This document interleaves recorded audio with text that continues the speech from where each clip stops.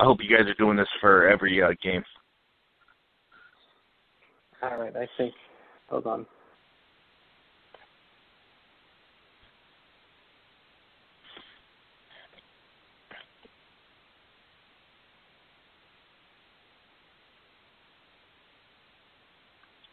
I hit the streaming button. I think we are getting up there now. Nice. I hit the streaming button. I think we are getting up there now. Nice.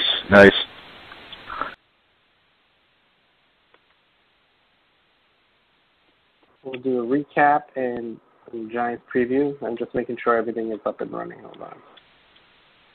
Cool.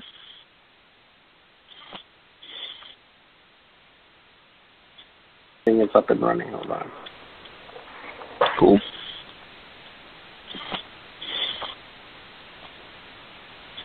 Everything is up and running. Hold on.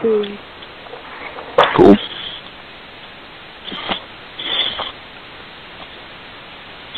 Everything is up and running. Hold on. Cool.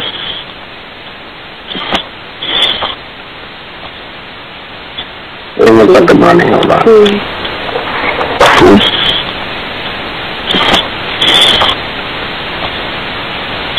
Everything is up and running. Hold on. Cool.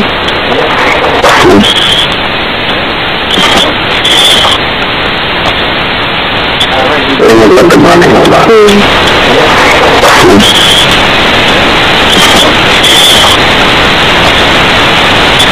Everything is up and running. Hold on.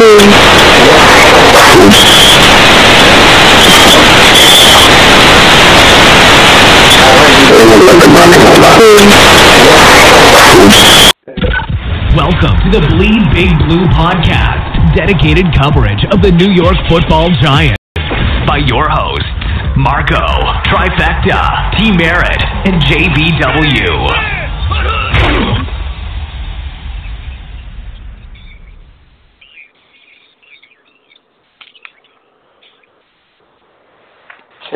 Timmy, are you there? Yes, I am. We are up and live streaming. Welcome back, everyone. I hope you can hear me. I am going to be logging into the YouTube to see what's going on. Nice. Facebook and Periscope, all at the same time. Periscope/Twitter. Well, let's do it. I'm ready to see what people are thinking. It's you know, nice we got that week one out of, or preseason week one out of the way, and you know, it wasn't the greatest game, but you know, whatever we can do is preseason. Up, we got two people on. Can you hear me? Can you hear me? Yeah, let them know. Hey, audio. Up. I have a screaming headache, so this is going to be a fun little time. Oh, awesome. But you know what? You're playing injured. That's the way you do it. That's how you do it. You play injured. You know what? Tom Coughlin would have loved you. Go in there and just perform. Yep. You know what? It's game time. Just get out there. So I saw a little thing today. You know, Eli's pumping up. He's like, I got 4 more good years in me. I know. I think James just called in, or is that Justin? Let's see. It's J Money. It's James. J Money. Justin. J Money. Yeah, the wife let me out. The wife let me out of the cage. I told her that the NWO had responsibility. Nice. She really we can't have an NWO free podcast. There you go. Everyone says that we are loud and clear. We're chatting about Eli Manning playing 4 more years. Well, yeah, that's what he's saying. He's like, I got 4 more good years in me. One, my big question is, and I'm not sure, How long is his contract? Isn't he got 3 years left on his contract? Yeah, but if he needs to renew at 39, yeah, it's not going to be anything. He's not renewing at a premium. No. I got to be honest, guys. I don't know if we're there yet, but I know it was complete garbage time, and against guys that won't be in the NFL this year. But what I saw from Davis Webb was not. I was encouraged only because he appeared to be somewhat decisive, and more so than Josh Johnson, who was running around down there like a chicken with his head cut off. But and that's pretty much where I went with it, Justin. It's a different level of competition. But I'm saying for a guy seeing his first action in an NFL game, Spider-Man knew where to go with the ball. Is that the official name now? Let's keep it going. I like the Spider-Man. Yeah, we gotta. I'm down with it. If we can invent a nickname, I think that puts us even more so on the map. Yeah, if he gets a nickname, that means a roster. You're on the roster, period. But no, I'm with you, Justin. You know what? I'm watching Josh Johnson getting pissed off because this guy's been on our team, so he knows the offense. And like I said in our YouTube video, if you go to it, it's up today. Josh Johnson, I think Josh Johnson ruined. He's ruining wide receivers' chances. They're trying to make the team. How pissed are you if you're trying to make the team and Josh Johnson keeps pulling down this ball and running with it?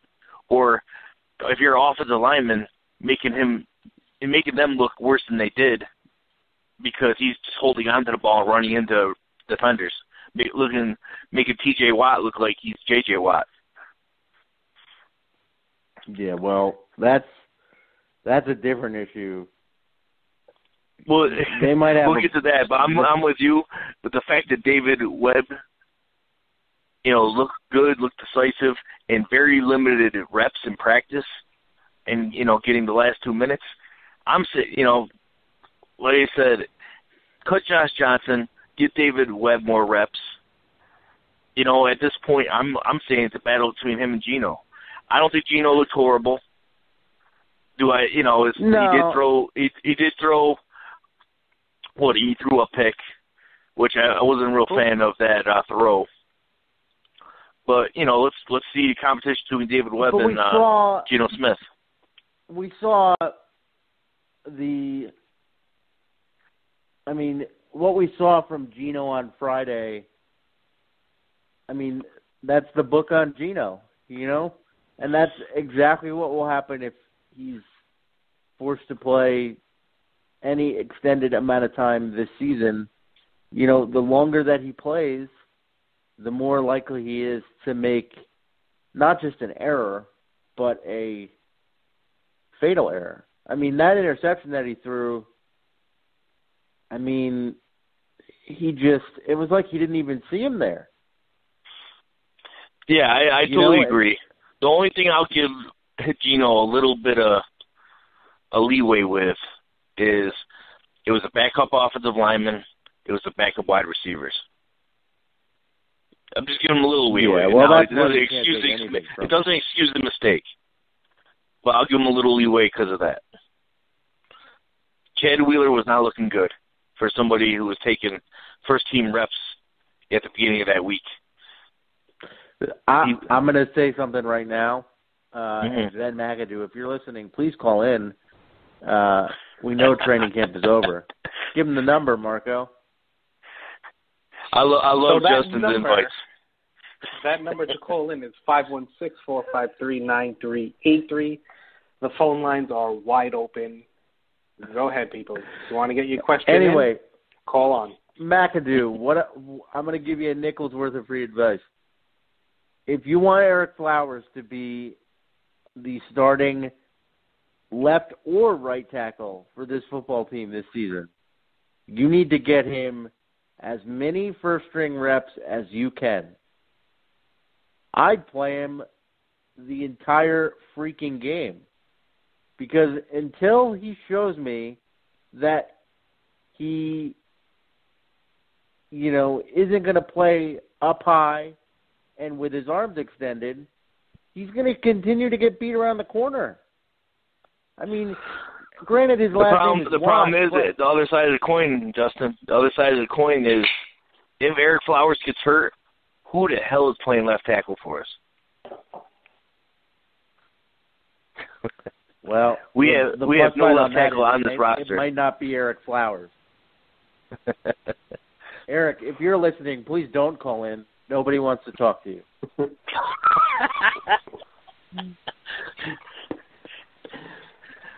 Eric, I'm cool with you. I know what you do to media.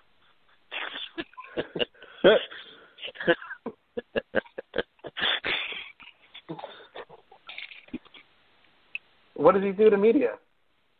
He pushed pushed down to was it Jordan Radin? Shame. Yeah, Jordan Radin. You didn't have to get all Radin. Yes. So fully official. What's up, Ken? I see you on Facebook. How's it going? All right, let's see. Cruisin26 says it kind of reminds you of Eli's boneheaded interceptions, huh? LOL. I think he's talking about Geno. Well, honestly, a little bit, if you want to be honest. It's one of those, the interception Geno threw is one of those, like, what the hell were you thinking, Eli interceptions? But, I don't know. Maybe it's because I just view Eli differently, and I have an Eli bias. But I feel like I don't know if this is going to come across. Here we go. The way that I intended to. But there's going to be a lot of hate right now. I feel like when Eli makes that same mistake, which is similar to what we saw from Geno Smith, I feel like even though it's misguided, like Eli has, thought about the situation, and even if he's making a bad decision, he's making a decision based on a belief in his talent, which at the end of the day, I'm fine with. I feel like Geno Smith makes some mistakes where he's just not thinking. Kind of like, I agree. You say it like that, I agree. Because as far as Eli likes taking risks, and I'm fine with that, and I want him to continue to do that, because that's when the big plays happen. And you know what? As far as I'm going back to Ruben Randall days, which he got cut and put on the IR from Chicago, by the way. Ruben, if you're listening, call in. Tell us please. about it. You got nothing else to do.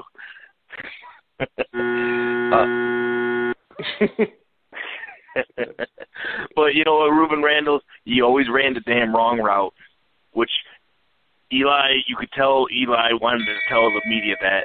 Shame. Shame.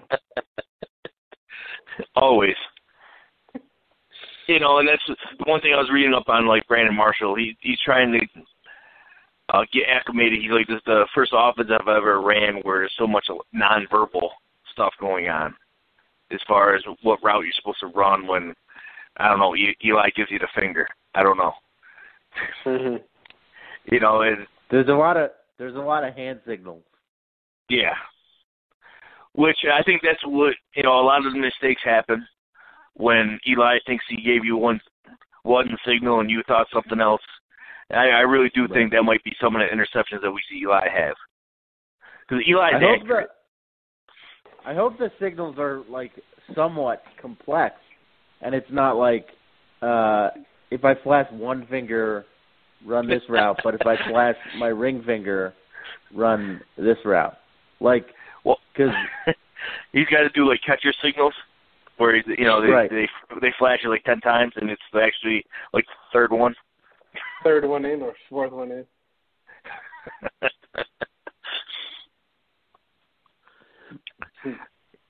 But I'm with you. What else didn't you like, Justin, about the game? So first of all, I watched the entire game. Oh my God! Exactly. My wife was like, "You have an illness," and I was like, "I mean, the season started, honey. This is who you married." Well, I was watching NFL Network, and all of a sudden they wanted to switch the fucking Kansas City game, like middle of the fourth quarter, and then they're like, they must have had a whole bunch of complaints because all of a sudden they switched back. The NFL I saw Network was Twitter blowing up, people getting pissed off. The about NFL Network was blacked out because your boy lives in Pennsylvania, so Pittsburgh is on our CBS. So because it's local, I didn't. Was the Giants, team calling the game on NFL Network? Yeah, it was. Was it Papa and Banks? Yeah, it was Carl Banks. It was Carl Banks and whoever. I mean, because the local guys that they had doing Pittsburgh, they had some play-by-play guy that I've never seen before, and then they had Charlie Batch.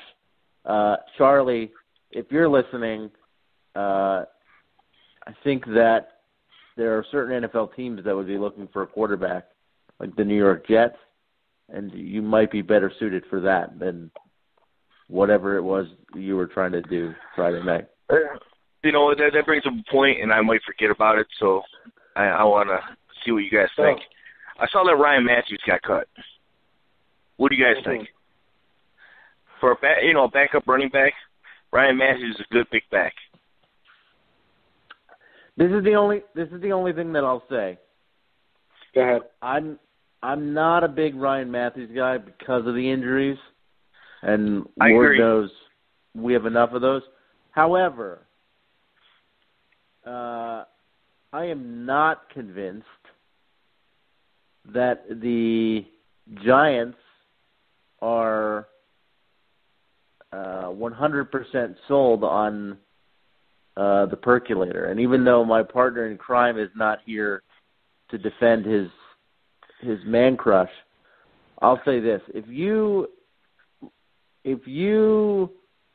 let it out in the media that Orleans Darkwa is at least being considered for the number one job, one of two things is happening. Either you're sending a very strong message to Paul Perkins and saying, hit the hole, young man, and let's stop messing around behind the line of scrimmage, or Orleans Darkwa is honestly in contention for the number one spot. Either way, it's not good for Paul Perkins. And so, I mean, Orleans Darkwa flashes. I mean, we saw him flash last year, and, he can definitely make plays, but he's not a long-term solution at the running back position. And so if Paul Perkins is not it, then the question is, do they have that year-long contributor on the roster? And if they don't, they might take a shot at someone like Matthews and just hope. Well, I totally agree with you, Justin. Totally. To be fair, right. Orleans Darkwa has been in this system for 3 years. He hits the hole hard. I've never seen him Paul's been in two. Yeah, I mean, Paul. I like Orleans Darkwa, but in my experience with him, I like him very much, and I like his running style. In my experience with him, he will be successful for anywhere from 4 to 6 games, and then, he starts to wear down a little bit. So I don't know if he can be that feature back for 16 games. I'm with you. And I, you guys now, have listened to me over all the off. Ryan Matthews, coincidentally. Yeah. But if they're even saying, Orleans, you have a shot, I mean, it's not good for Paul. Well, I don't think it's. Well, all that tells me is instead of featuring Paul Perkins, we're going completely running back by committee. And right. We got to remember Shane Vereen's going to be in that mix. He's going to be on there. He's going to be out there during third downs at least.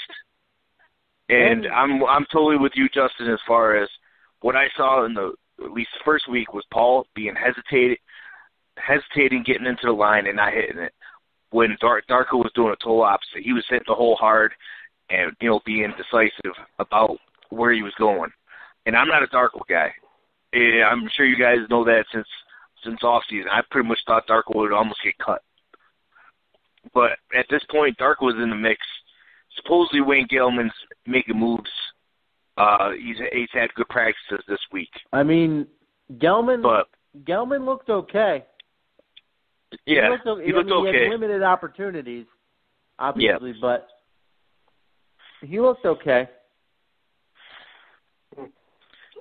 Ken says he's been going to the practices and that Perkins seems to be the premier back and Darko hasn't been getting that many runs in practice. Well, that was the plan from the get-go. I really hope that's the case, honestly, because I think Paul should be a good mix of Darko and Shane Vereen. Be able to do both. He should. And on YouTube, where everyone's talking about Jeremy Hill, trade for Jeremy Hill. Would he get cut? That's what I'm looking up now. Let's hit the Google. What happened with Jeremy Hill? I believe he got cut. He might have got cut because the fact is Joe Mixon. Joe Mixon's been tearing it up. Here's what I want to know. And listen, I am all for the Ezekiel Elliott suspension. It should be 6 games. The NFL is his employer. And Lord knows there are a million things any one of us could do at our jobs that, while legal, our employer would say, you got to go. Mm-hmm. So the NFL can do what they want from a suspension standpoint. Joe Mixon, he better make sure that he watches himself. Because if they threw 6 games at Ezekiel, and he already has one of those on the books, if he looks at a woman cross-eyed, they might give him 10 games. So, and this is where the free advice for fantasy players out there. If you're going to take Joe going Mixon, out today. Make sure you have a lot of options at the running back position. You know what? I think that should be your segment weekly. Nickel advice. Huh? It seems like everything. Nickel advice with Justin. Yeah. And also inviting somebody to call in. Always. Well, that's your shtick. Every column I write this year, I'm going to invite somebody to call in. I can't wait till one person actually takes you up on it. My goal is to mention everybody loosely affiliated with the Giants, and somebody's got to hit. So the Jeremy Hill thing is just a rumor. It started from someone wrote an article on NFL.com saying the trade would be best for both sides between the Giants and Cincinnati. Honestly, I'd be fine with it, but I don't know who you traded. Thank you, Jared, for the info. He's a banger. Yeah, he's a big back. He's shown. The only thing is, who we cutting out of our backfield. For Jeremy Hill? Yeah, if Jeremy Hill got brought in, who you cut? Who you gonna cut? I'd cut James's boy. I'd cut Perkins Drone or whatever his name is. Oh, no, Drone. Drones. He's not making the team anyway. Let's be honest. He just got off PUP list. The pup. And same with him and JT Thomas. Just got off the PUP list. And JT Thomas. JT Thomas is still on our football team? Mm-hmm. Well, not really, but JT, with so many linebackers getting hurt, he might have a chance. Let us know how you're robbing the Giants of money. He's only got a couple more weeks, then he's getting cut.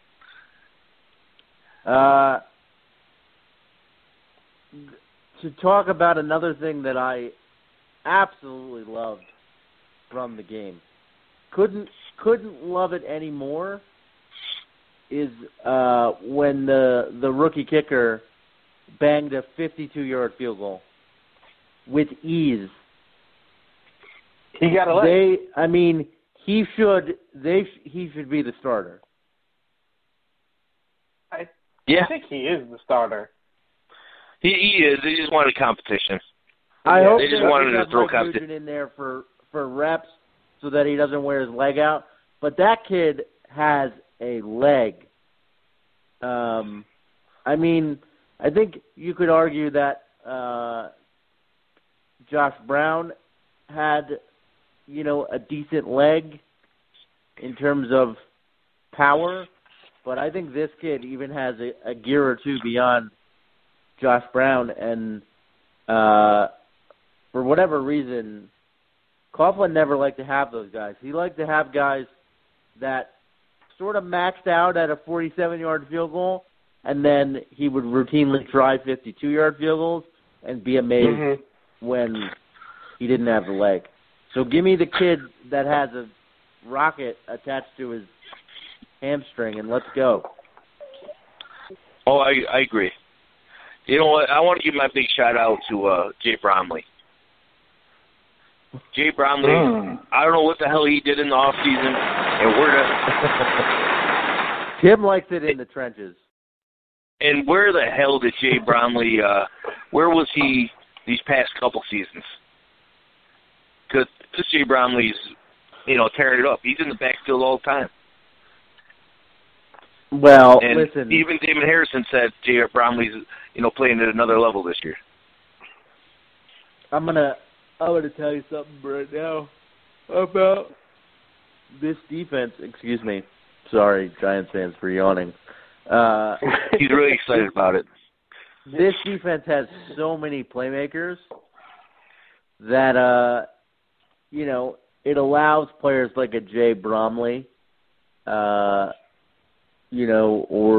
a Dalvin Tomlinson, to really just, when they have a chance, to go in there and make plays, right? Yeah. And that's what they should be doing, though, is taking advantage of those opportunities because they have three studs right next to them. That's the kind of player we need. I was a little surprised that they let Landon Collins play as long as they did. Yeah. But yeah, I agree as well. He was all over the field like a friggin' missile, and that's a guy that, even though it was the first game of the preseason, it was very clear as you watched that game, Landon Collins is operating on a different plane. He is slowly becoming one of my favorite Giants.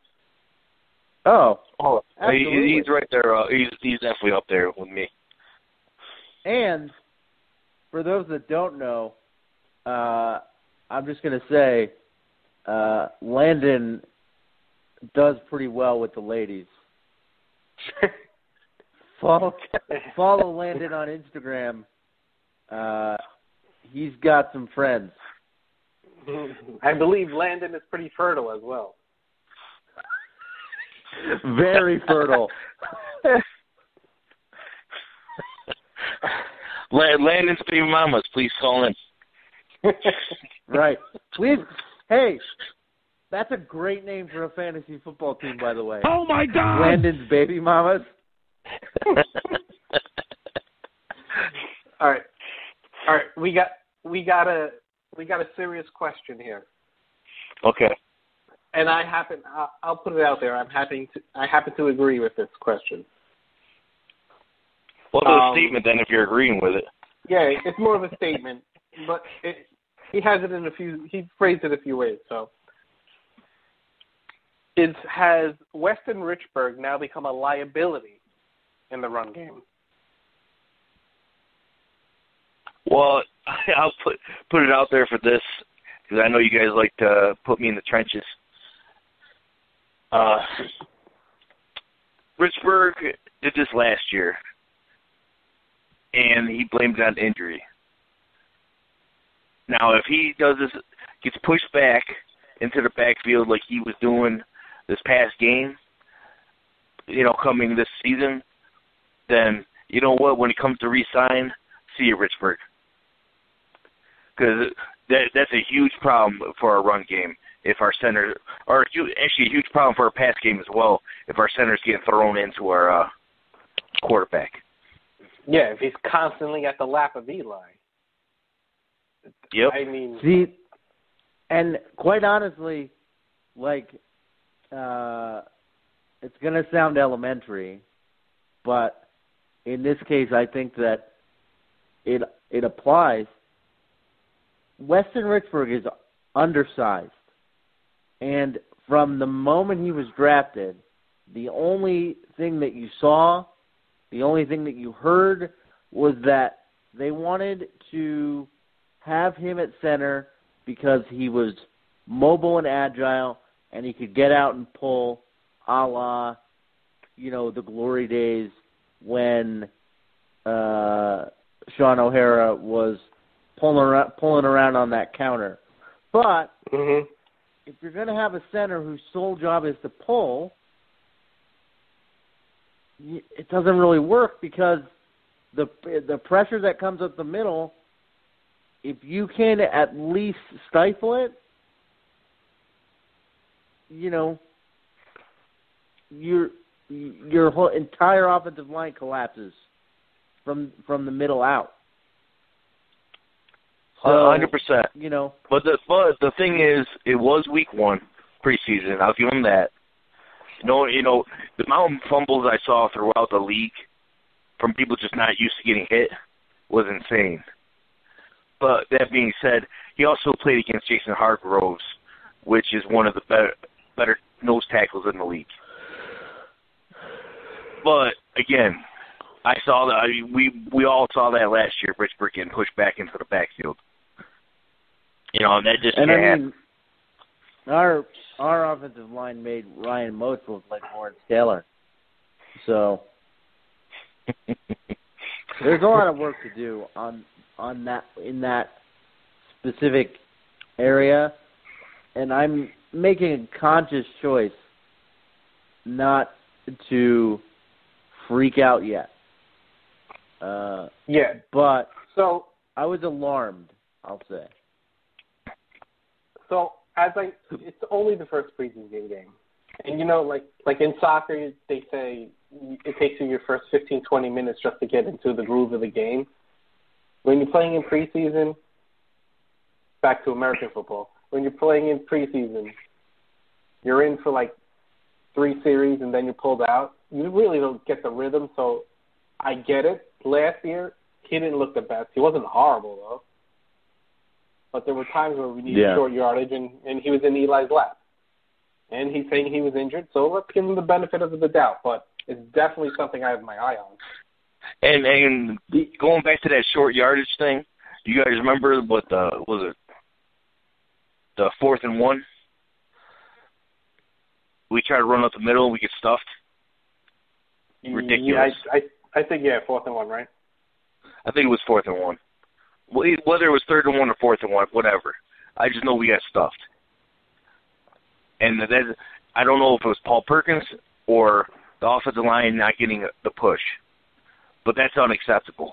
your offensive line should be able to get you a yard. And your offense should be able to get you a yard when you need it. And that's the kind of shit that happened last year. And that better not be the case this year. Or whether it was Paul, honestly, I think Darko could have got the yard, if you want my honest opinion. What do you think he was going to sidestep it? Paul Perkins was not hitting the hole decisively. I think he's been watching too many Le'Veon Bell highlights, and he wants to sit behind the offensive line. We don't have that kind of offensive line where you can just sit back there and pick a hole and then go. Pick a hole and then go, yeah. Can't be too patient. Yep. Hit the damn holes, get what you can get. If it's a 4-yard gain, that's fine.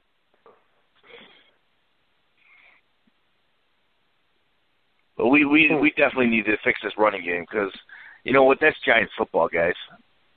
This was the football we grew up with. Giants were always able to run.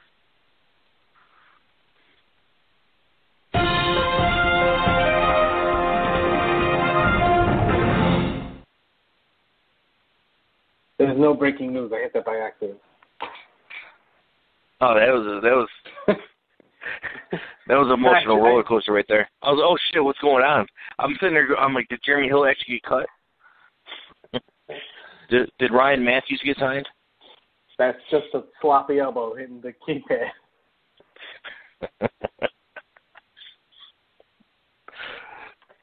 I got to talk about the other thing, guys. Our linebacking core, I was fine with B.J. Goodson. He actually played pretty well. But, of course, he got hurt this week in practice. Now, I think it's just a sore back, and hopefully it's nothing big. But did you realize during practice we had taken first-team reps, undrafted free agent Calvin Munson, and then Curtis Grant, which I don't even know who he is. He might be another undrafted free agent, or he's just a journeyman. Curtis, if you're listening, please call in and introduce yourself. Let us know your background, because we haven't done any research. It's 516-453-9383. Why do you think Reese hasn't addressed the O-line or Mariota hasn't encouraged him to do anything about it from Jared? Well, who wants it? Rock, paper, scissors? How do you want to do this? I'll take the first shot, right. And Tim, feel free to supplement. Okay. I think that if you would ask Jerry Reese if he's addressed the offensive line, I think if you would ask him that question, he would say to you that he has addressed the offensive line. Now, the problem is that what he's done from a strategic standpoint hasn't worked. He reached for Flowers. He got Flowers at 9 when he realistically probably could have gotten him at, he probably could have traded down if he really wanted him and gotten him at least in the late teens, if not the early 20s. So he reached on Flowers, but because he reached on Flowers, he's kind of stuck with him. Pugh is a hybrid offensive lineman that they wanted to make a tackle, couldn't do it because he has short arms and he physically, doesn't make the mold. He's a better guard. So they've kind of taken that square peg. They tried to jam it into a round hole, and now they realize that it's a square peg. And then they got Richburg, who we talked about just a few minutes ago, who's an undersized center. So the pieces that they've chosen to hitch their wagon to are not quality pieces. And they're trying to supplement it by, hoping to hit a home run at the back end of one of these drafts. And I just don't know if it's going to work. There aren't a bunch of Rich Subert's growing on trees. We got lucky with Rich Subert, undrafted free agent, and David Deal, and what they were able to do for that offensive line. But,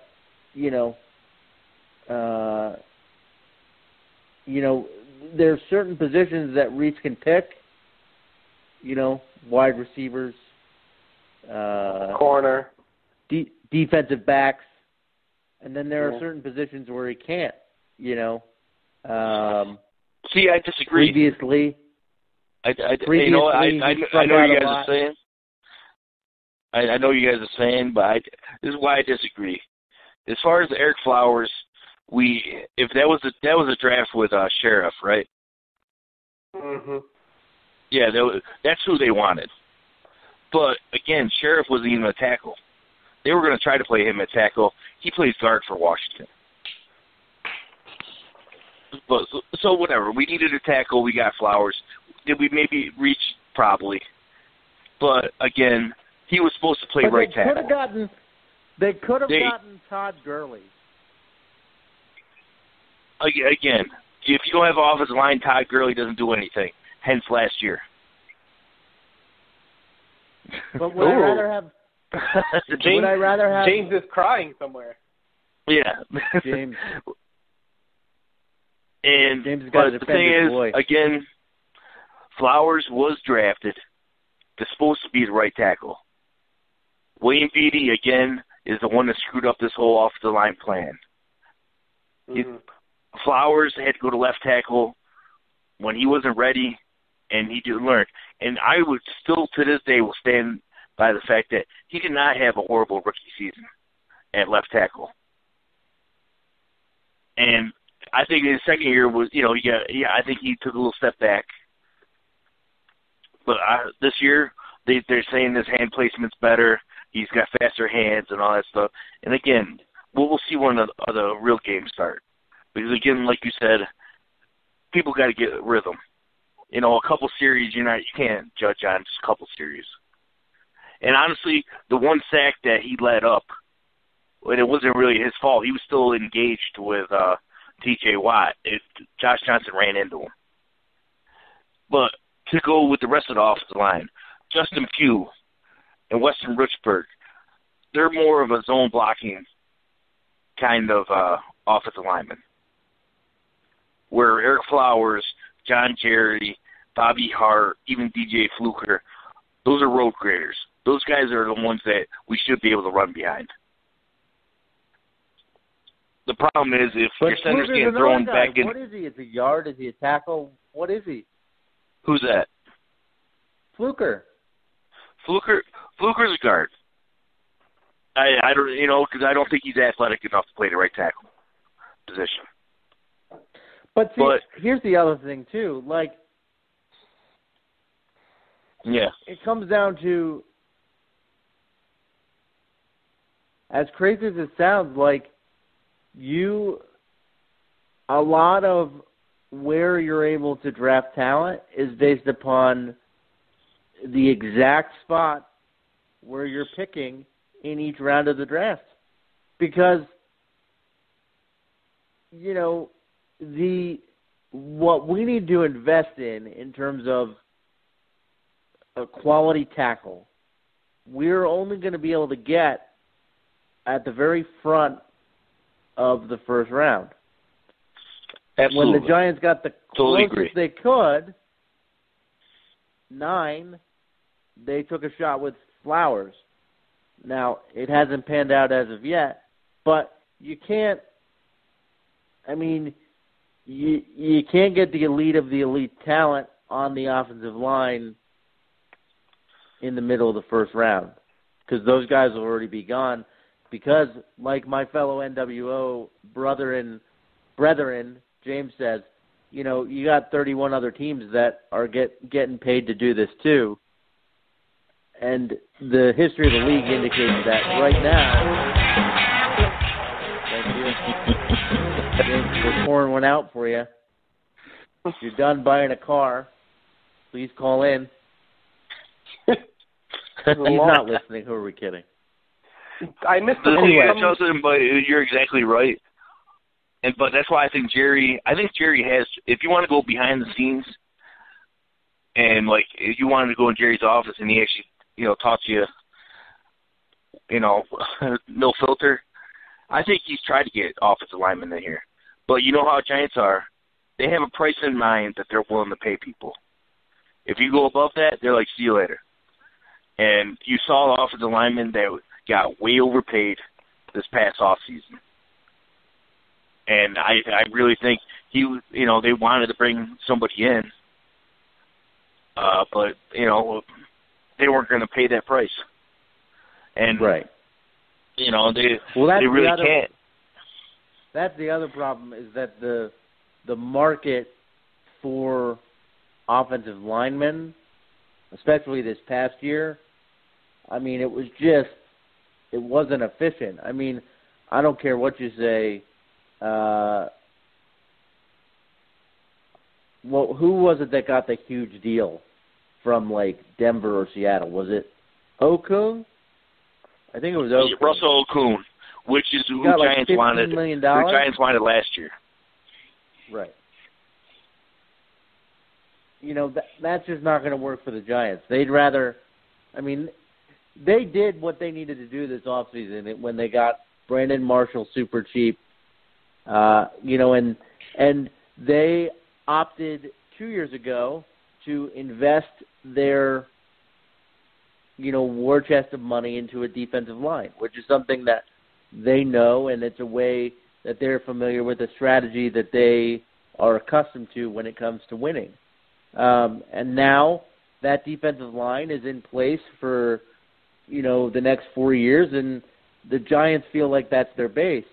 And they'll pay their secondary, and as a result, the linebackers are sitting there. Unless they're willing to invest a quality draft pick in a linebacker,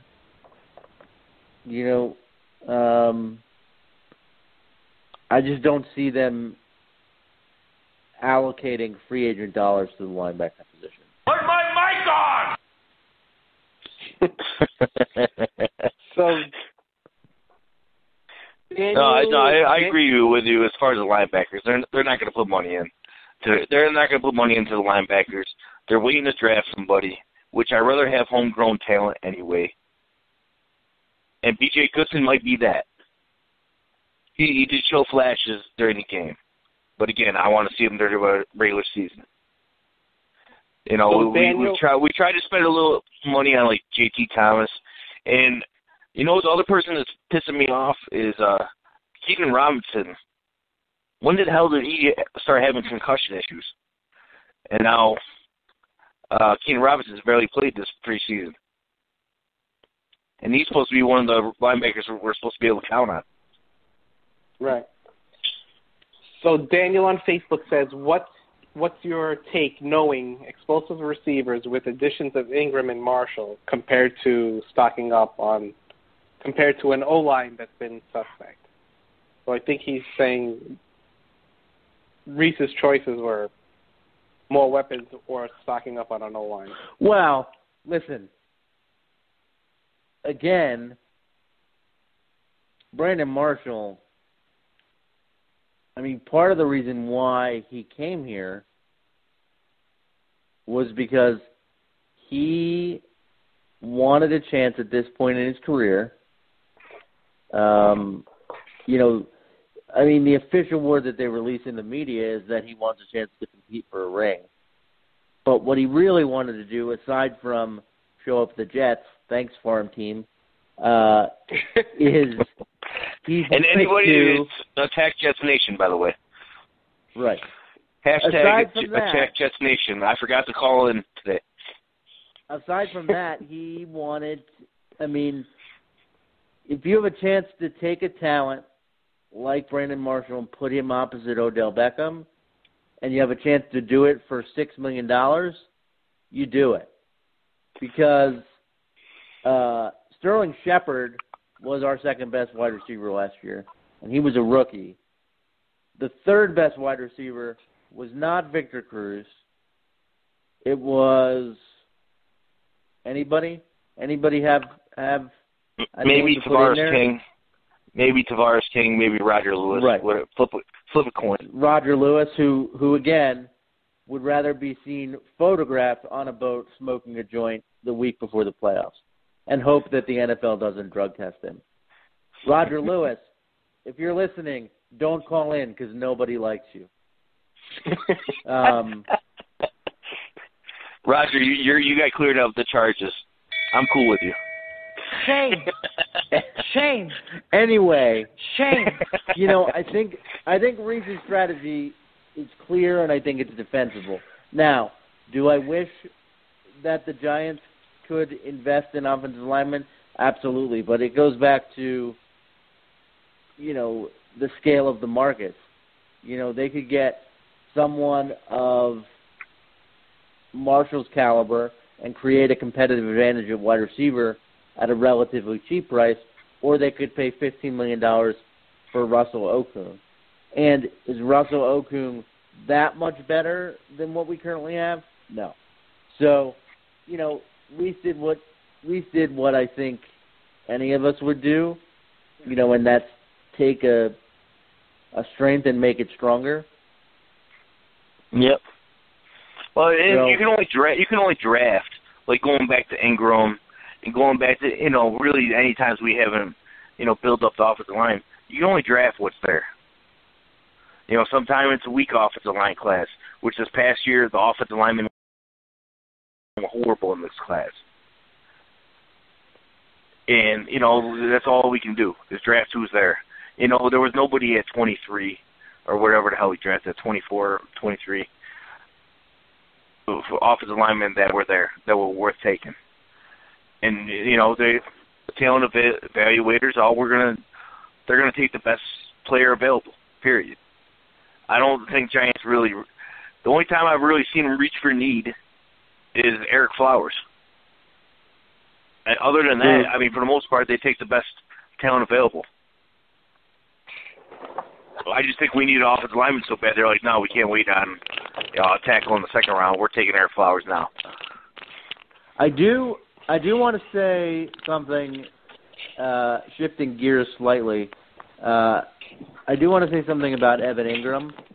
I know it was one reception, but something about the way that he caught that ball, turned upfield immediately, and hurdled. Now, while he was up in the air like that, I was scared shitless that he was going to get dinged in the helmet and, have a little bit of a concussion. But, if those are the types of plays that he's going to make, that's a guy that is going to give this offense an extra dimension. Because, again, last year we played with, no disrespect, Stony Brook's own Will Tye. Will Tye, we love you because you're from Stony Brook, but athletically, Evan Ingram is in a different class.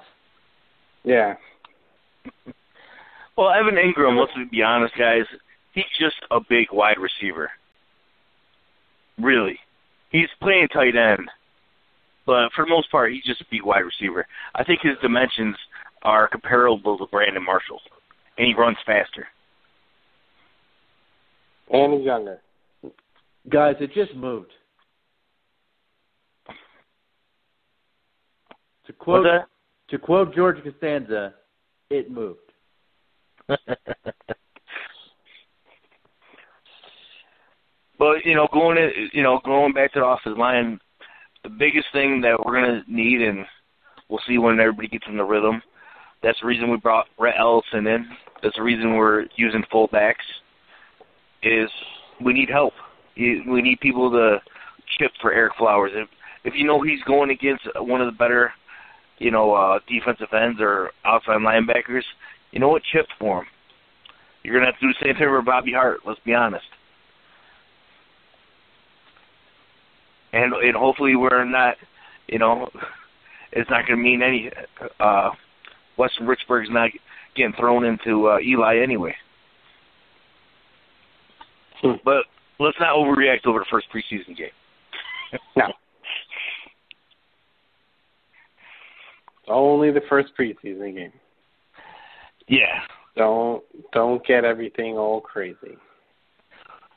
Any young guy that stuck out to you guys? Young guy? Yeah. I think I liked what I saw from Davis Webb, actually. He seemed poised. I mean, Yeah. it was 7 seconds and it was like 2 plays, but he seemed poised when he caught the ball. When he threw the ball. Oh, my God. You know what? Maybe I'm wrong, guys, and this is just eye test. I like what I saw from Travis Rudolph. Granted, I didn't like when he, dropped the ball on the punt return. But, I didn't see much of him. He was out there. I mean, I think he caught a few balls. But he's smooth. He's smooth with the ball. It's fluid. And honestly, I really hope he makes the team. Or at least gets on our practice squad so if anybody gets hurt, we can bring him up. But I like him returning the kicks better than I like Dwayne Harris returning them. And Snead, I don't think is. You think they would throw him on the practice squad? I don't even think he's. Time? I don't even think he played. I haven't heard nothing on Snead. And the other thing is, let's not put Dante Dion returning kicks. He might, have some moves, but the kid's 5'8", 150 pounds. He's going to get killed. I saw a picture from camp, and it was Dante going up against Brandon Marshall, and it was like me. Actually, I'm taller than him. It looked so crazy.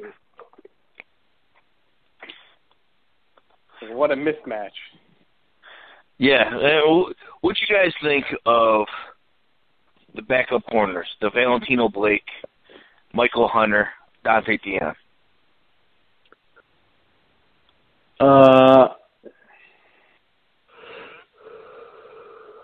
So I think Valentino Blake, he got the pick, right? Yeah, in terms of Blake, seemed to play okay.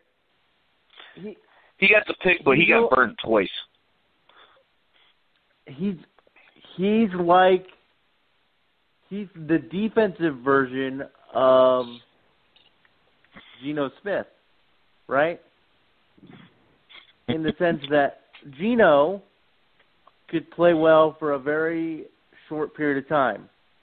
But you put Geno out there too much, you expose him too much, and, Geno drops back 20 times, and you're guaranteed that Geno's going to make 3 mistakes, right?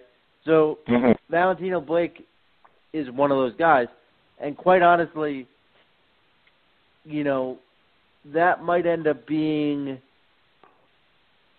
better for us than Trevin Wade last year, because Trevin Wade, he got thrown around a little bit and exposed. So, at least I see that playmaking gene in Blake. The question is, how long can it stay there? If he has to play 40 plays, he's going to be out of position, a few times, and you might have to pay for it. But can you make it work? I think so. See, I like Michael Hunter better. I think Michael Hunter played well. I think Michael Hunter should get that 4th corner spot, at least at this point. Valentino Blake, granted, he made the interception, heads-up play, good play. But I saw you get toasted twice. For 2 touchdowns, 1 got called back because of holding or whatever. And that's the stuff I don't like. I watch him and I'm like, is it really an upgrade from Trevin Wade? Or if it is, I don't know how much it is. And the fact is, Trevin Wade literally just got signed. To who, I'm not sure off the top of my head. But, like I said, I'd rather have Michael Hunter win that spot. And honestly, I root for Dante Dion being a short guy. I root for Dante Dion but you're overmatched being that short and that light. See ya. Let's get somebody else in there.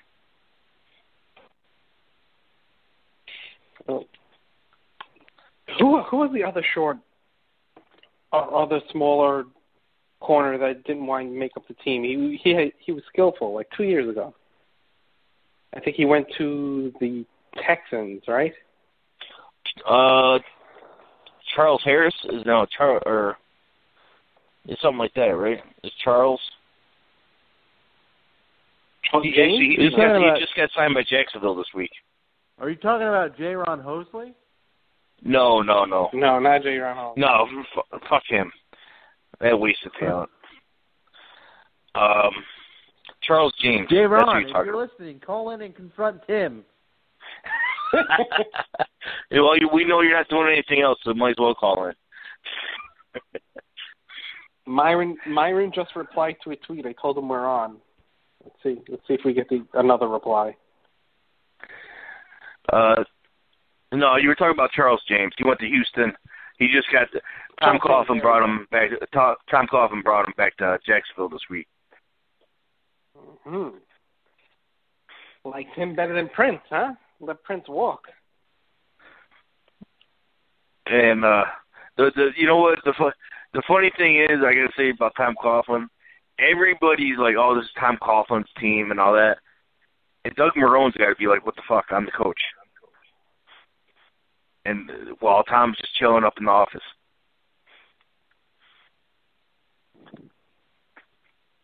And again, Syracuse connection, kind of root for him, for both of them. Wade was trash. Blake was trash. We got a lot of people think Revis wants too much money. I'll just go through the comments quick. Revis? Yeah, first of all, Revis can't play in the slot anyway. He's too damn slow. Blake needs to go. I don't know if he's fighting for the fourth and fifth corner. I mean, let's give the guy another chance.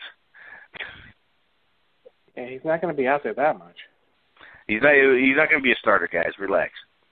At least hopefully he's not. Knock on wood, Rogers Cromartie. Stay healthy. Yeah, really. That was the downfall of. That's why we lost the damn Green Bay game. Yeah, took the words right out of my mouth, Tim. Damn Hail Mary. Any other comments? Little tidbits here and there. Opinions on the kickers. I think we went over the kickers. I don't know what you guys want to talk about the kickers. Neither one missed. Whatever. I don't really give a shit. Whatever one makes the team. But I am with Justin. If whoever has the bigger leg, please be on the team. So, those times that we're out 50 yards, that we can actually get some points. And it's not easy kicking in MetLife. Got the winds going, the elements. You got a big leg. It's a plus. I just want to, going back to that kicker with, and the strength of the leg and how important that is. If anybody's read Ernie Accorsi's book entitled The GM, Accorsi talks about going in to Coughlin's office the Monday morning after Devin Hester returned that 53-yard field goal for a touchdown, 107 yards on Sunday night. And he talks about asking Coughlin in a very serious moment of accountability, why did you try that field goal when you knew that the kicker didn't have the leg and you knew what the risk was at the end of the half? And Coughlin didn't really have an explanation other than to say, if you have an opportunity for points, you take them. Now, if that's your strategy, then you need to make sure that you equip yourself with a kicker that has the ability to make those kicks. And so that's why when I saw that rookie kicker nail a 52-yard field goal with 5 yards to spare, that's a weapon that we haven't had in the kicking game for as long as I've been watching. Yeah, I mean, honestly, we've always had older kickers. And, you know, the fact is, he's winning the job. Literally, we brought in the other kicker just for safety reasons, in case this kid pulls a Roberto Aguayo and can't hit anything. He pulls a groin, his own, we hope. All right, here comes another comment. Which opponent are you guys most looking forward to? It's an easy one for me. Dallas. Go ahead, Marco. Dallas. It's Dallas.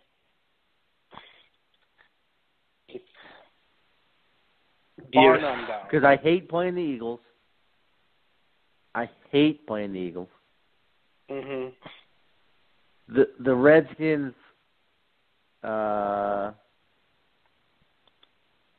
you know, I just don't get up for those Redskins games like I do for the Cowboys. And now that it doesn't seem as big a rivalry, does it? For 6 weeks, the Redskins.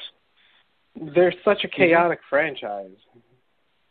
Yeah, it's like we're just mad at our team if they lost to Washington. It's like, why'd you let yourself down and lose to Washington? Which they've done last year. Yeah, absolutely. Obviously.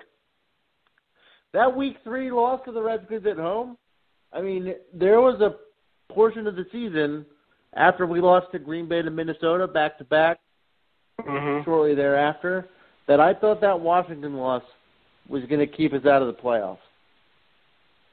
Sure. There was a possibility it did. It could have. I must say, though, last year, because of Deshaun Jackson, I hate playing against Deshaun Jackson. So now that he's I agree. Out of Washington, I feel a little – those type of players really get me uneasy. But, you know, the funny thing is we still got to play him this year. Yeah, I know. No, I'm with you, Marco. I hate Dallas with a passion. I hate everything about them. I hope we stop them. I have plenty of friends that are Cowboys fans. I don't know why they're just attracted to me. They just come my way, and that's the game that we need to win. Now, the game I'm honestly worried about though is Philly. Philly is stacked on defense. Their offense isn't scaring me, but their defense is stacked. Now, their secondary is shitty, especially when they had to trade for Ronald Darby, which definitely helps them. But I don't think they have enough in the secondary. But with our offensive line, that team scares me with the amount of talent they have in the front seven. Hold on, we got a call. Let's see. Hold on, let's see who it is. What's up, caller? Where are you calling from? Caller, are you there? Hello? What's up? Can you hear me? I can hear you. What's your name? Yeah, this is Tony. I wanted to talk about my favorite football player, Jimmy Graham. He's a football tight end. And, yeah, he's in the Seattle Seahawks. Have you heard of him? I haven't. You haven't heard of Jimmy Graham? No. We haven't heard of Jimmy Graham. We only talk about the Giants here. Oh, okay, well. Oh, I don't like what the about Giants. Jimmy Graham? What do you want to know about Jimmy Graham? Well, I wanted to say that he's like one of my favorite football players, you know. I was upset because he just recently got in an injury. and I want prayers for him. All right, we'll send Wait, prayers he's out injured? to him. Did he get Yeah, injured?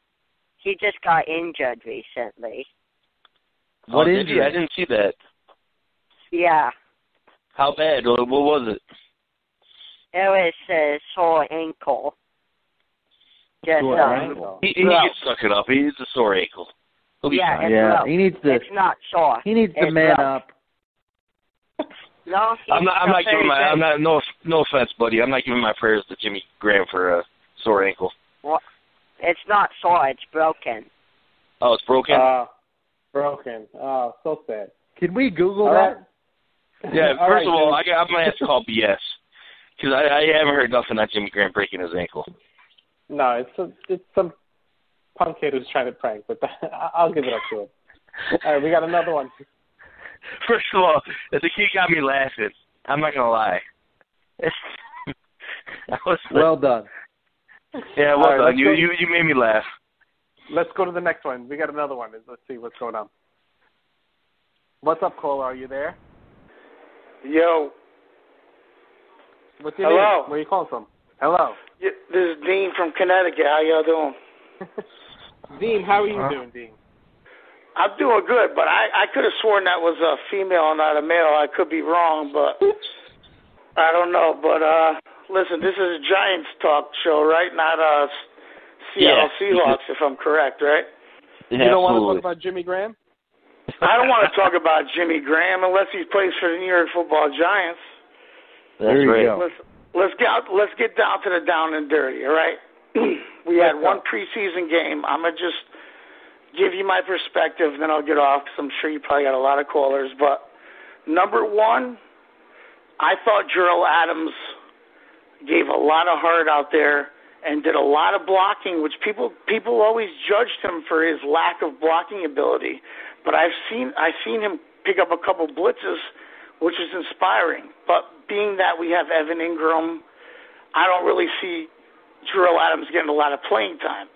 What I am worried about is in recent years, if we don't get the ball to Beckham early and often, he takes himself out of the game mentally.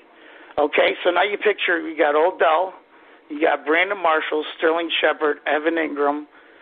If we don't get Odell involved, he's going to get salty. And I don't like to say this as a Giants fan, but I see Brandon Marshall not out surpassing him in receiving yards, but in touchdowns.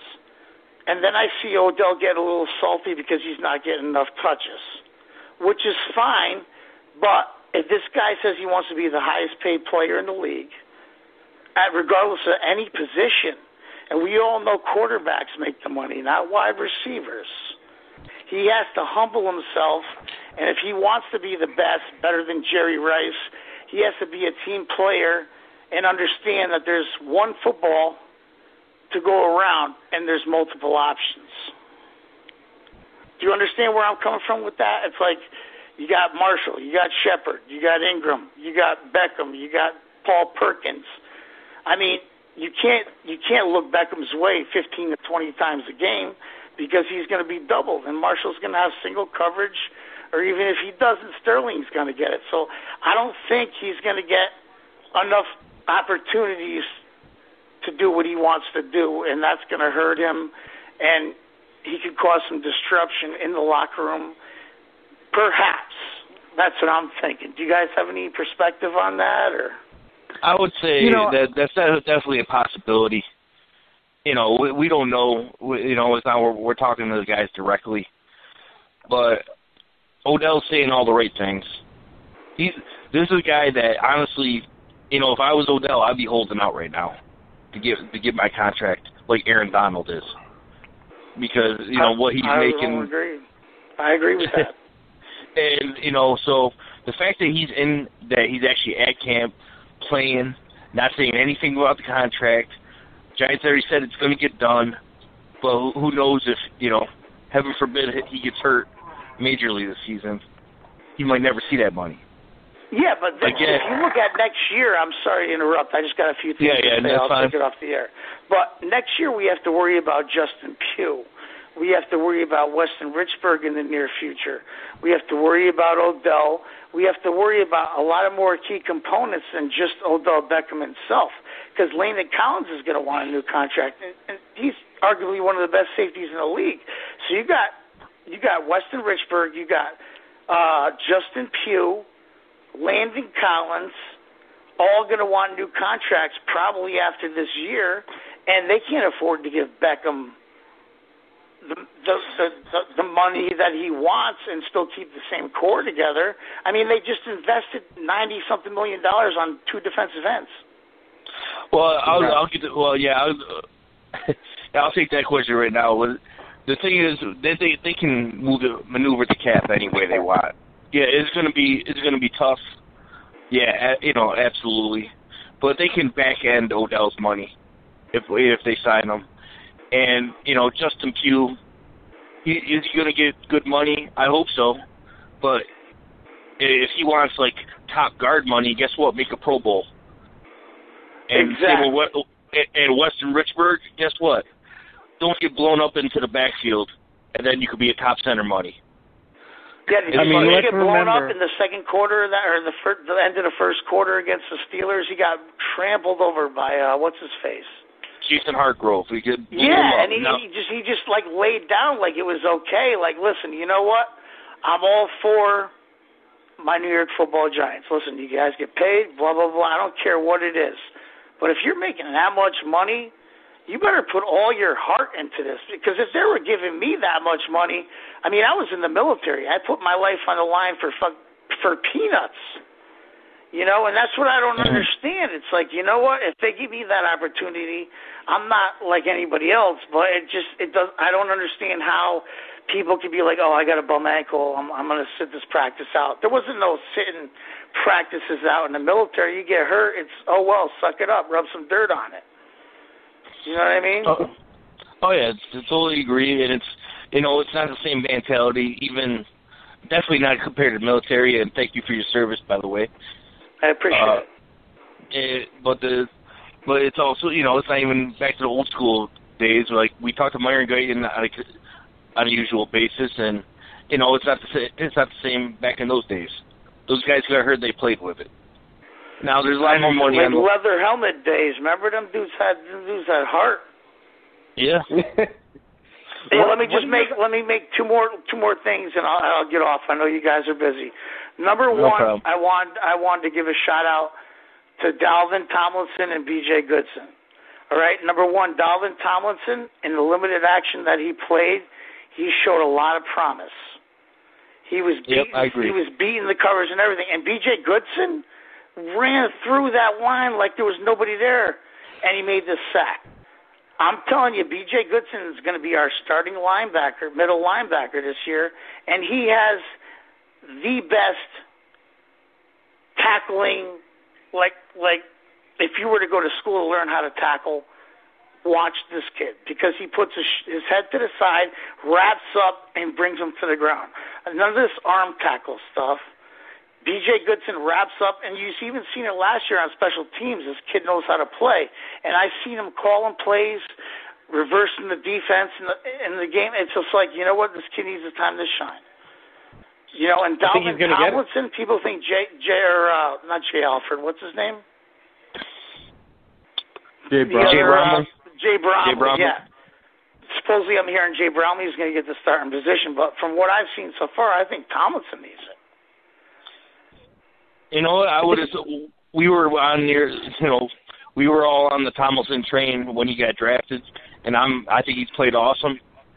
But I got to give it to Jay Bromley. Jay Bromley's been tearing up the training camp and preseason so far, playing the talent that he should have shown the past couple of years. But he's stepping it up. If you want to really I don't mean to cut you off or nothing, but if you want to go by camp, people blowing up the camp. Remember a few years ago, Soup Harris was killing camp. Yeah. The wide receiver, Soup, they called him Soup Harris. Yeah. He was killing it in camp and couldn't even make the roster. You know what I mean? Regardless of what you do in camp shouldn't dictate your position. Your resume and your job application is put on the field in the preseason games. And I'm going to tell you what, Dalvin Tomlinson showed me a lot, and I'm telling you, Landon Collins is looking better and better every time I see this kid. And if we can get a safety, regardless if it's Darian Thompson, I don't think that Burhead is going to make the roster, but between him and Andrew Adams, we're going to be lights out with Janoris Jenkins, Eli Apple, and DRC. If this front four can penetrate and get time to rush the quarterback with this secondary, possibilities are endless. And all we need to do is protect Eli to give him more than 2.7 seconds in the pocket to throw the ball. So, and I'll admit, Eric Flowers, from a technical standpoint, watching his technique, looked a lot better from last year. He was keeping his hands high. He was moving his opposite foot back, and he was keeping his player in front of him. As to where last year he was getting beat off the corner on speed rushes, he looks a lot better. Granted, there's room to improve, but the whole point of the offensive line is the left tackle protect Eli. That's the main cog. And if Eric Flowers can step up and clog down that left side and give Eli time, with all these weapons we have, I mean, I don't see any reason why we shouldn't have a top 5 offense in the league with a top 5 defense backing us up. Completely agree. And Flowers is trending in the right direction, even though people don't want to say it. He's looking a little better. You know, I was really down on Flowers for the whole off season actually, but after seeing what he did, he's put a lot of work in, and you know what? I would love to see him produce and be that left tackle that we need. But until we have that offensive line that can be a cohesive unit, like we had with the David Deals, the Rich Soiberts, the Sean O'Hara's, you know what I mean? We need a line like that in order to give Eli time. Because we've seen Eli Manning with a good offensive line, given the time, he will pick any defense apart. People always say Eli Manning's a horrible quarterback. You know what? Even Giants fans are down on Eli Manning. A lot of the podcasts I call up, but you look at the time from snap to the drop to the release of the ball. Eli is averaging 2.7 seconds. You look at Rodgers, you look at Roethlisberger, Brady, they get over 4.55 seconds. Okay, so he's dropping back. All he has to do is look at his first read and get rid of the ball because you can't go through his progressions. So you can't really blame the tip passes, the interceptions on Eli, because if he had time to go through all his progressions, he would find the open receiver. And that's what's irking me about people talking about Eli, because Eli is a great quarterback. He's durable. I mean, come on, how many games has he started in a row? I don't even know how many he's behind Peyton for the record, or behind Peyton and Brett Favre, but Eli is durable. He's proven that. He separated his shoulder and came back and started the next week. All I'm saying is if this O-line can give him a couple more seconds in the pocket, I mean, you got Odell Beckham, Brandon Marshall, Sterling Shepard, Evan Ingram, Paul Perkins, Shane Vereen. That's a lot of weapons for him to go to, and I'm just tired of hearing on these podcasts, not your podcast, but I go on a lot of them. You know, I want to get to that real quick. What other podcasts you calling? Dude, I'm on Big Blue Kickoff Live on Giants.com. I'm on The Shakedown. I'm on Sports on the Go. I'm on a couple other ones, in D.C. because I know a couple of Redskin players, but everybody's hating on Eli. And it's like, you know what? Yeah. 2-time Super Bowl MVP, okay? Yeah, 100%. You know, he makes good reads. Are we your favorite podcast? You are definitely 100% my favorite podcast. And that's why I called you guys up, because I think I called you a couple times, but I felt that I had to call because Giants fans don't appreciate what we have, and they're going to be so upset when Eli leaves because Eli has been a solid contributor since 2004 he's been drafted, right? 2003, 2004? Yeah. We've had him not missing a game. What are we going to go back to? The Dave Browns, the Danny Cannells, The Rams. We all lived through those years. We don't for the we don't want to go back to those years. So we have a good quarterback. All we need to do is give him an offensive line. He can bring us to the promised land. But people are like, oh, he throws off his back foot. Listen, if you got 1 second to throw the ball and you got a 300-pound defensive lineman rushing at you, and all you can do is hop, skip, and throw off your back foot, that's what you're going to do, regardless of how big you are. So I just want to give a shout out to all the Eli Manning haters because this year it's going to be different.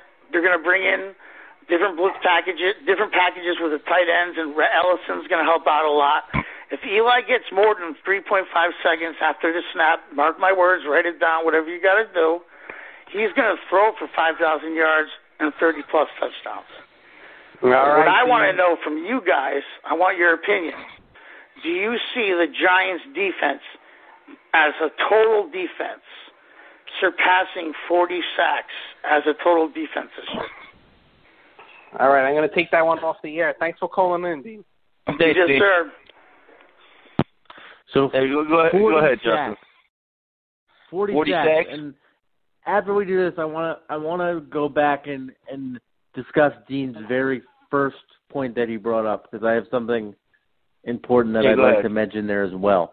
But we have a few people 40 on hold. sacks. Guys, hold on a little. Go ahead. Let's do the math on that. So 40 sacks, that's 2.5 a game.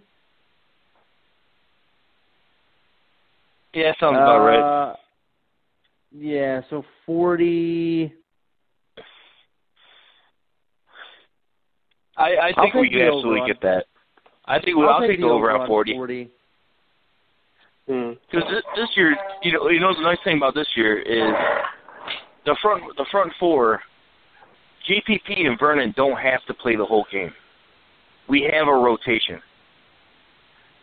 And, another person that we haven't brought up, Kerry Wynn, you played awesome preseason game 1. And you know what? I'll even apologize because I really didn't even think about putting you in the defensive end rotation. I didn't think you were going to make the team this year. You're absolutely in the rotation. You're definitely making the team. All right, let's see. Let me. This guy's been on hold for a little bit. Let's see what he's going to bring to the table. Ready? What's up, caller? Are you there? Yes, I am. What's your name? My name's Blake. I'm calling from Wisconsin. I'm actually a New York fan. I've been a New York fan for a long time. My dad got me into it. When I turned 18, I moved out and moved straight to Ashland, Wisconsin. When you turned 18? Yeah. You mean 8 or what? I'm 18. You're 18? Yeah. Well, 18 years old? We don't have an age limit on the podcast, man. You don't have to worry about saying if you're 18 or not. All right. Yeah. Anyway, so I've been one of my friends. He really likes the Packers, and I was thinking, well, Amon Green just got charged with child abuse. And who did? Yeah, Amon Green, the Hall of Famer, he got charged with child abuse. Amon Green. Yeah. Oh, you know what? I don't mean to laugh at that. I'm not joking. I know. I'm with you. But we're bringing back some history. First of all, Amon Green was played for Green Bay when you weren't even alive.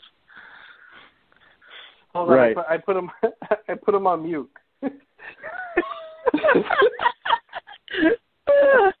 First of all, kid, you know what? Thank you for listening, and especially if you're listening from Wisconsin. That's awesome. Yeah. But first of all, there's no way you're 18. There's no way. No way in hell you're 18. And if you're not, if you're 18, then you need to go to the doctor because your balls haven't dropped yet. Hey, that kid's like 7 years old. But anyways.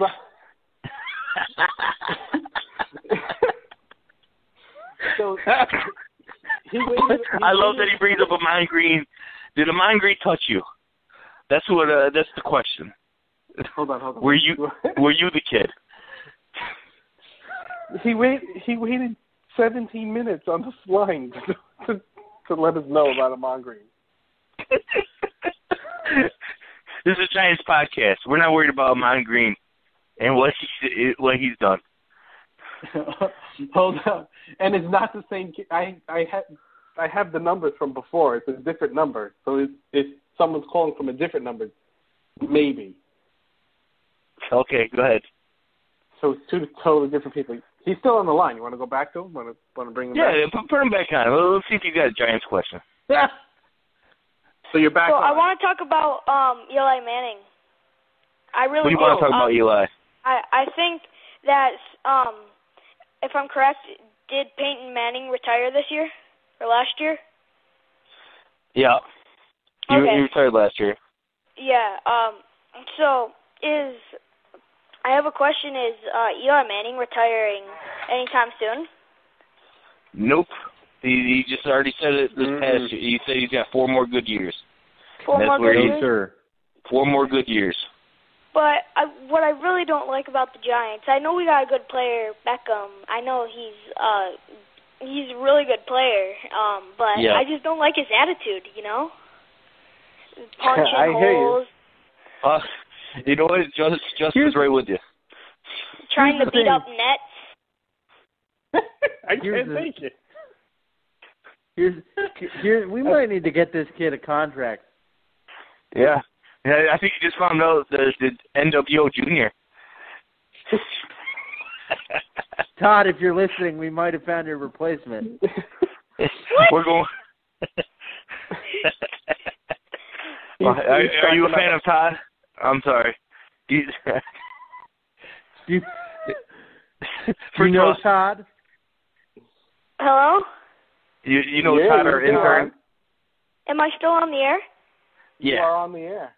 Oh, well, anyway, Beckham, I just don't like his attitude. How he punches nets and gets hit in the face by them. Yes. Yeah. Yeah. Here's the thing I don't know about why Beckham, everybody's so excited about his one-handed catch. Shame. Shame. Shame. And you know what? That shit, and I'm sorry to cut off this kid, but Todd, if you're listening, why weren't you in this week? There's no excuse. Am I still on? What's your name again? What's your name, boss? Yeah. Yeah, my name's Blake. Blake. Oh, you don't give out last names. Whoa. Chill with the last name. I'm a really big Giants fan. Like, I love the Giants. Like, I have posters. Awesome. How do you watch the Giants games in Wisconsin? Well, it's kind of hard. We have to get, like, NFL Red Zone and stuff.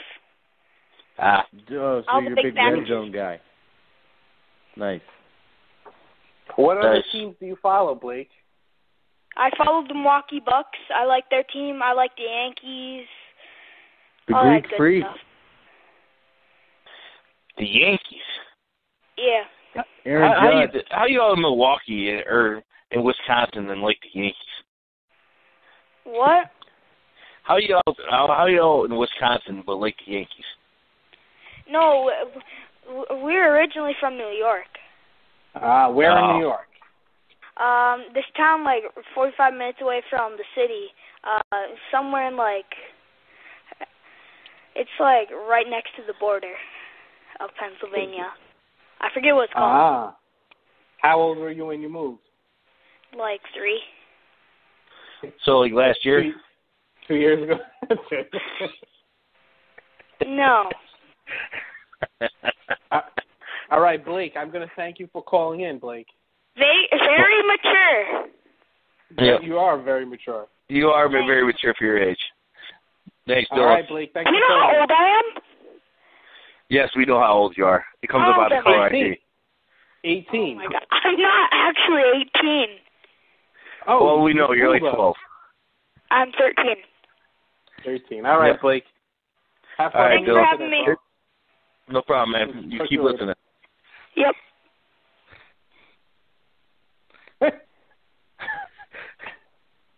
I don't know if that was a prank call or not. It wasn't a prank call. He's just 13 and he's calling in. He just knows what he knows, man. The only thing makes me sad is the fact that first thing he's bringing up is Ahman Green's child molesting. And he's 13 years old, so I don't know what that's all about.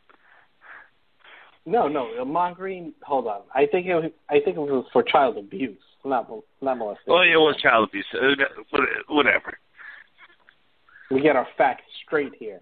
No fake news hashtag. Well, and how long ago was that? Was this kid even born? When Ahman Green? Well, I know Ahman Green. Ahman Green's been retired before this kid was born.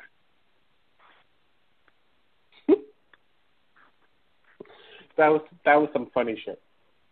Yeah. Who else we got on the line? They all vanished after that call. I just want to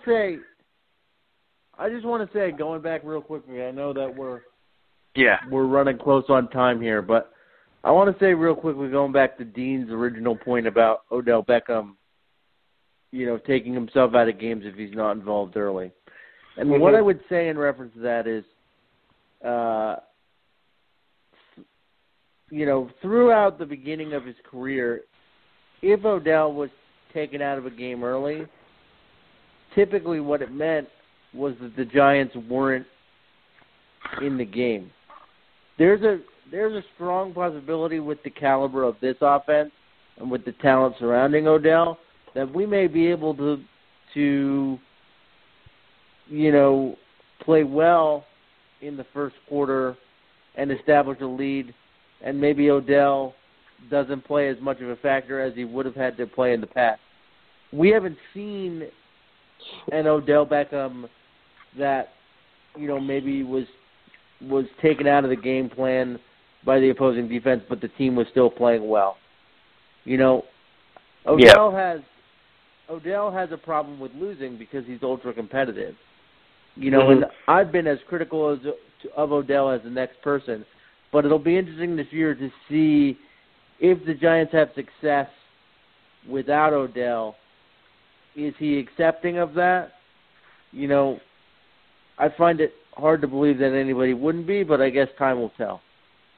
Well, the one thing I was definitely going to say with that, now you have great points, but Odell's going to get his touches. And you know what? There's not a great wide receiver, even from the past and now, that doesn't get pissed off when they don't get their touches early. Go back to the T.O. days. Really name any wide receiver now doesn't get mad, if he doesn't get his touches early.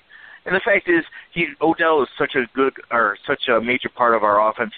We should be getting him the touches, or at least keeping people honest, even if they're doubling them. Keep people honest. I do agree with Dean as far as I think Brandon Marshall there's a possibility Brandon Marshall might have more touchdowns. Eli likes his big receivers, especially because he loves running fades.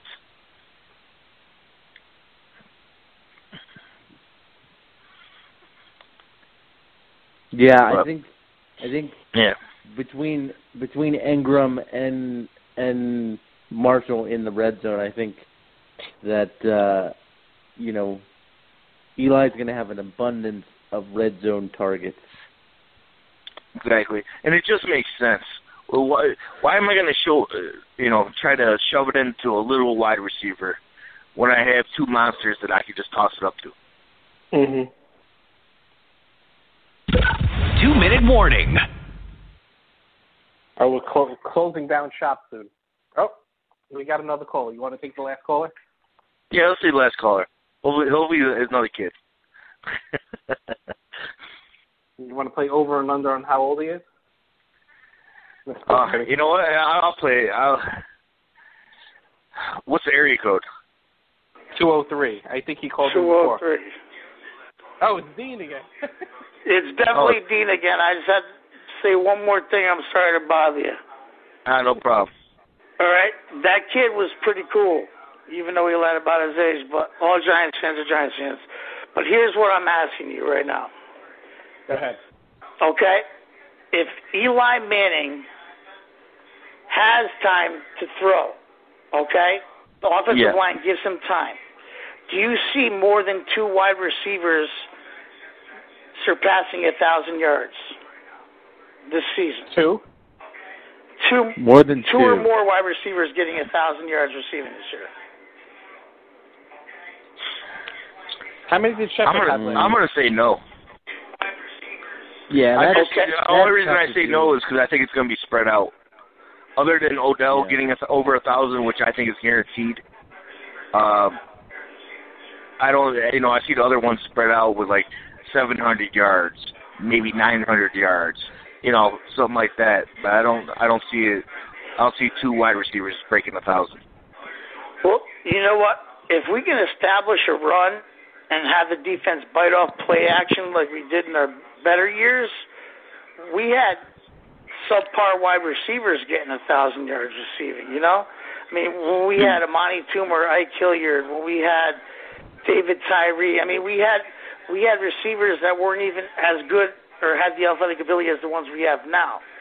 So what I'm saying is if we can establish a run, that would bite the play action for the defense, and Eli is his best off the play action pass. And you got a deep threat in Odell. You got a slot receiver that can go over the middle, is not scared to take the hit. You got a tall veteran receiver that's an end zone threat, and you got Ingram.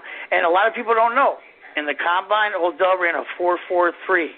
In the combine, Ingram ran a 4.42 official.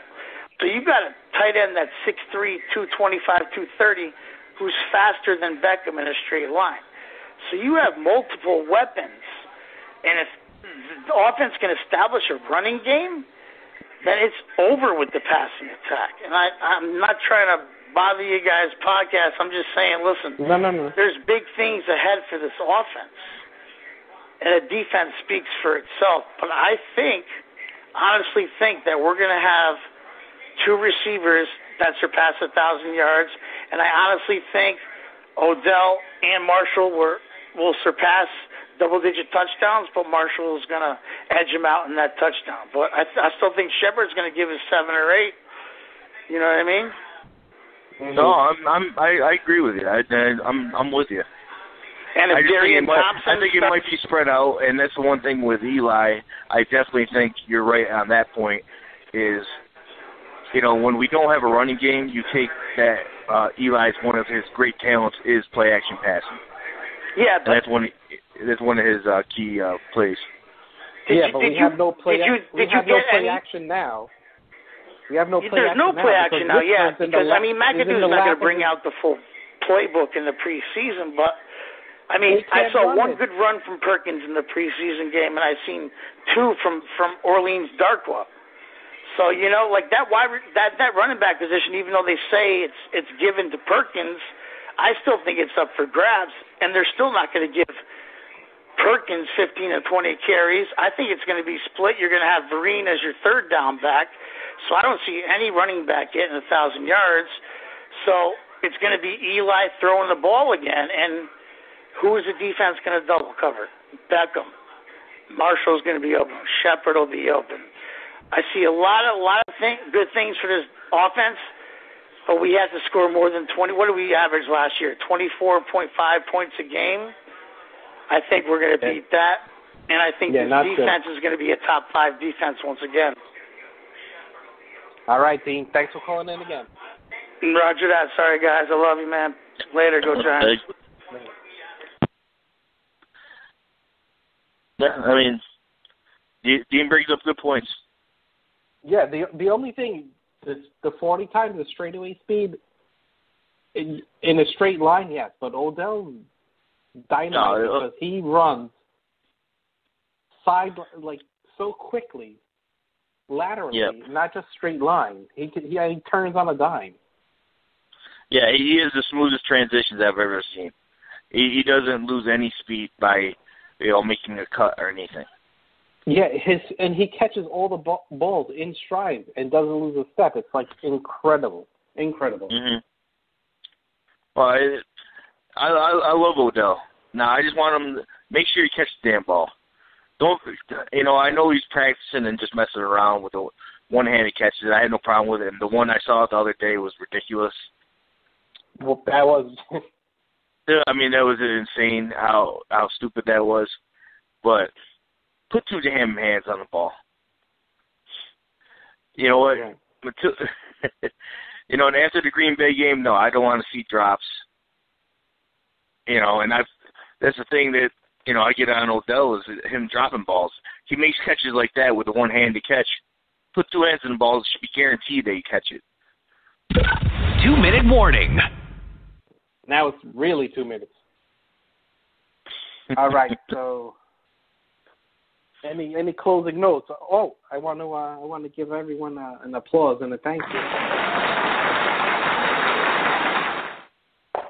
We hit 1,000 subscribers on YouTube today.